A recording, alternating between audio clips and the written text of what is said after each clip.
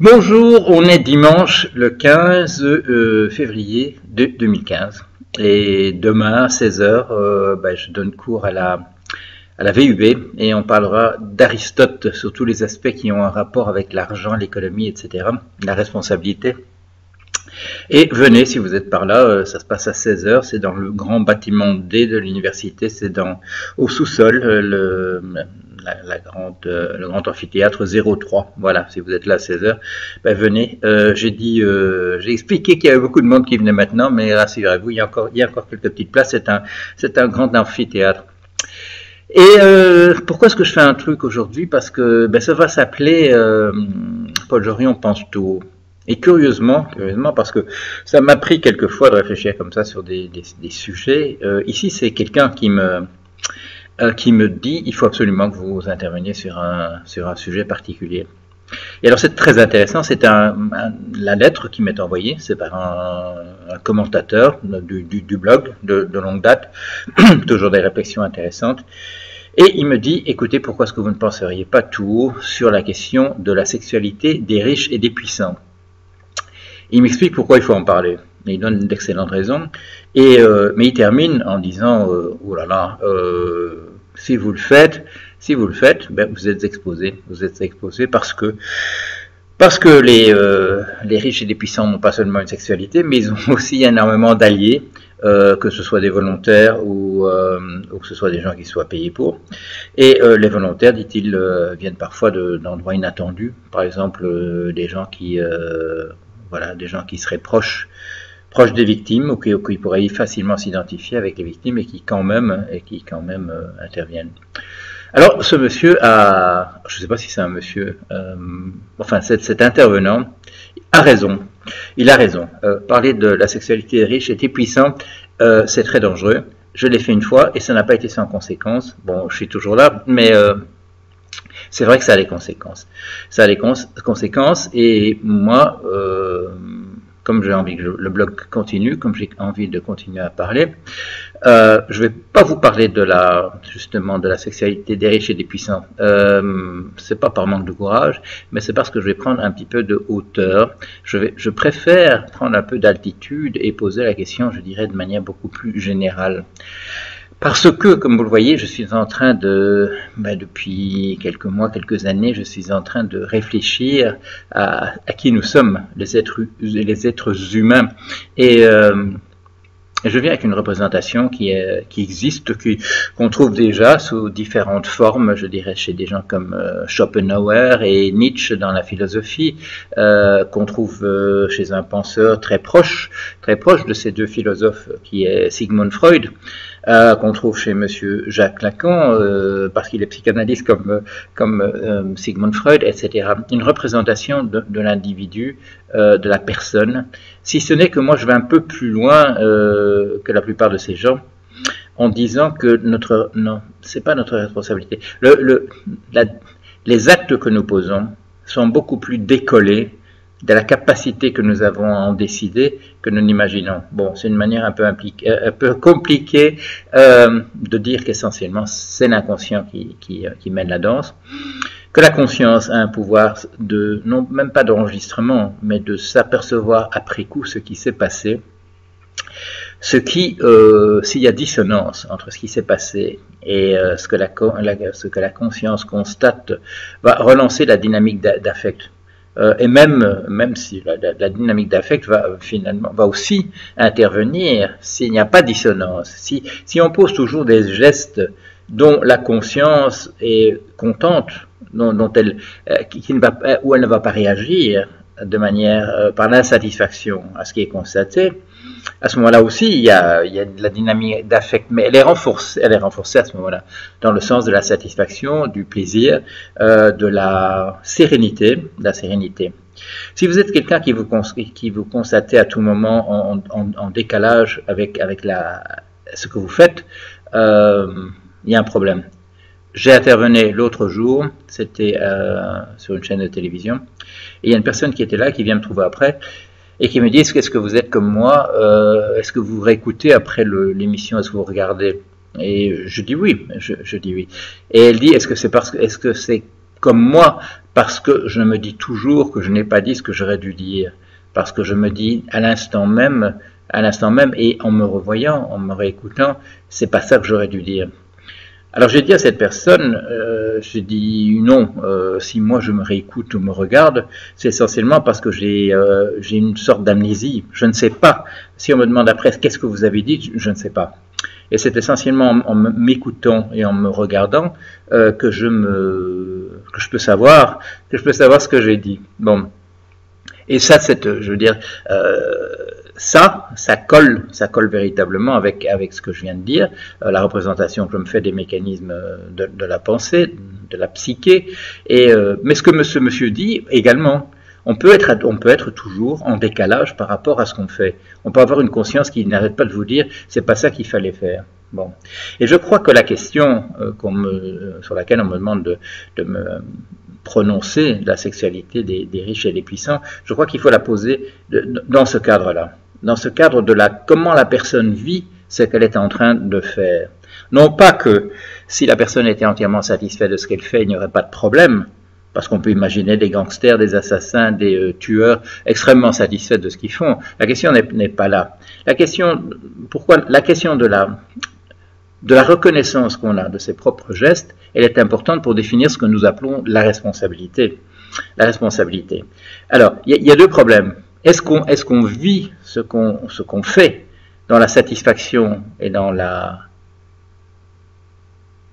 sérénité, c'est le mot que j'ai utilisé tout à l'heure, ou est-ce qu'on se considère soi-même comme un monstre? Est-ce que chaque fois qu'on fait quelque chose, on se dit merde, pourquoi est-ce que j'ai fait ça? Voilà, ça c'est la première chose. Et la deuxième, c'est qu'est-ce que la société autour de soi fait avec ça? Parce que je donne un cours donc à la VUB qui est un cours qu'on qualifie un cours d'éthique, etc. Et moi je situe ça, je dirais, dans une perspective extrêmement durkheimienne. Je suis sociologue de formation.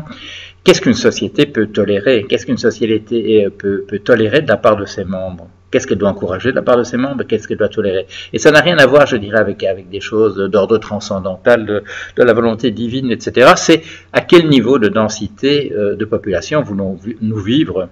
Si nous voulons vivre dans des petites bandes de 5 personnes, il y a un certain nombre de choses qui sont possibles et qui ne sont pas possibles si nous vivons dans des agglomérations maintenant où il y a 30 millions d'habitants. Voilà, c'est pas plus compliqué que cela. Alors deux choses, la manière dont on colle à la personne dont on est, dans la satisfaction ou dans l'insatisfaction, et d'autre part, ce qu'une société peut tolérer. Alors, ce qu'une société peut tolérer, eh bien, elle va la définir comme morale qu'on va apprendre aux enfants des écoles. Enfin, moi, j'ai vécu encore une époque où on faisait ça. Maintenant, apparemment, on se désintéresse de ça.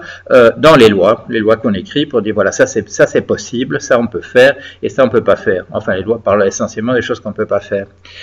Et donc, il y a un cadre de ce type-là. Voilà. Et la manière dont, je dirais, dont ce que les gens pensent à propos de leur propre comportement, il doit s'intégrer dans ce cadre. Vous êtes en infraction avec la loi, c'est une chose. Et puis alors, qu'est-ce que nous faisons?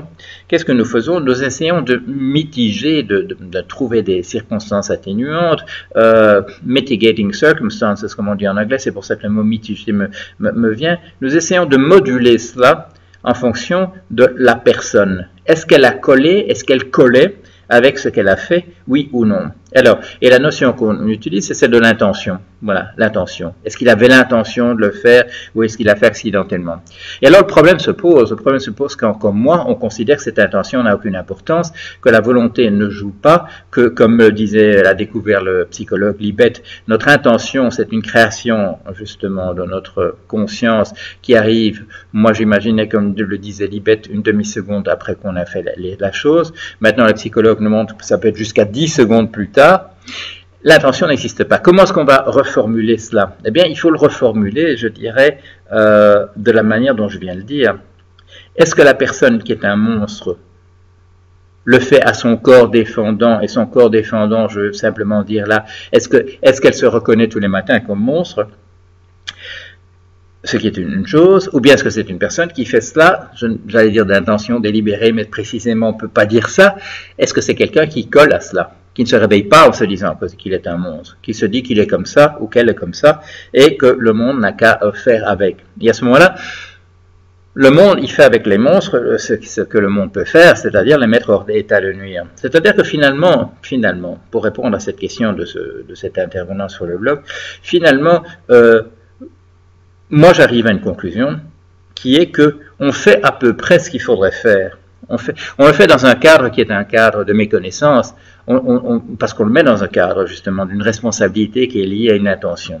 Cette intention n'existant pas, il faut reformuler la chose, mais il faut le reformuler, je dirais, en termes d'adhésion, comme je le fais pour la parole, comme je l'ai fait dans le principe des systèmes intelligents. Mon livre s'appelle comme ça, à propos de la parole, qui est de l'adhésion, qui est la coïncidence entre la personne qu'on est et ce que le sujet qui apparaît à la conscience s'imaginait. Voilà, c'est là que les choses se font. Alors j'imagine bien que s'il fallait écrire des choses comme ça dans les livres, il faudrait d'abord y réfléchir et trouver une formulation qui soit bonne. Mais ça ne changerait pas grand-chose, je dirais, par rapport à la manière dont on pratique, dont la justice pratique en ce moment. Ça ne changerait pas grand-chose, parce que le cadre soit celui de l'intention ou celui que je définis moi, le résultat sera à peu près le même. Donc, je dirais qu'on fait à peu près ce qu'il faut. On fait à peu près ce qu'il faut. Ce qu'il y a là dans la question qui est posée par le problème d'actualité qui conduit la personne à me poser la question est-ce que je n'en parlerai pas, c'est que il faut que le cadre soit le cadre approprié. On ne peut pas juger quelqu'un sur quelque chose dans un cadre qui n'est pas celui sur lequel l'accusation porte. C'est ça que je dirais. Bon, s'il faut accuser quelqu'un, il faut l'accuser dans le cadre qui correspond au comportement qu'il y a. Et pas de manière auxiliaire, adventice, approximative, etc. Non, à ce moment-là, il n'y a plus de justice si on juge les gens sur d'autres choses que les raisons pour lesquelles ils se trouvent là à la barre. Bon, dans la perspective où je me situe, je dirais que là, j'ai une position qui est relativement, je dirais, compréhensive, parce que je suis allé regarder justement chez Schopenhauer pourquoi Schopenhauer? Parce que finalement, la conception que j'ai de l'être humain se situe dans ce type de lignée philosophique. Bon, ça correspond pas à 100%, ça correspond peut-être à 30% à vue de nez, mais Schopenhauer, lui, réagit de manière beaucoup plus brutale. À partir de ce que je dis, il étend la notion de représentation de ce qu'on est aux animaux, et par conséquent, il met les animaux avec nous dans le même sac pour ce qui est de ça, et qu'il faut que nous conduisions envers les animaux comme si ils étaient des êtres humains de ce point de vue, qui est une très belle chose. Mais par ailleurs, il est vraiment brutal du point de vue de ce que la société peut tolérer.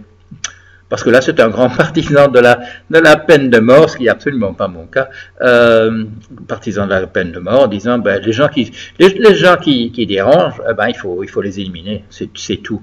Ce qu'ils en pensent eux personnellement, c'est pas le problème, etc. Et là, je suis tout à fait dans une autre perspective.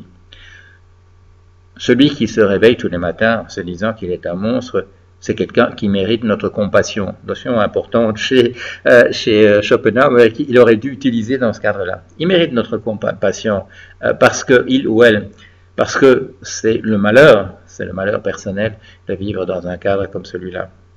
De ne pas être content de la personne qu'on se constate être. Être content de la personne qu'on se constate être, c'est le plus grand bonheur probablement qu'on peut avoir. Et là, il faut que nous tenions compte de cela. Il faut que nous en tenions compte, mais en sachant aussi que nous ne pouvons pas vivre dans des villes d'1 million, de 30 millions d'habitants, si chacun fait ce qui lui passe par la tête, monstre ou pas, etc. Non, on peut pas se le permettre. Mais il faut aussi que la compassion soit là. Il faut que nous ayons de la sympathie pour celui qui n'arrive pas à être la personne qui voudrait être. Voilà. Bien, voilà, j'ai pensé tout haut. À dimanche matin. Voilà, allez, à très bientôt.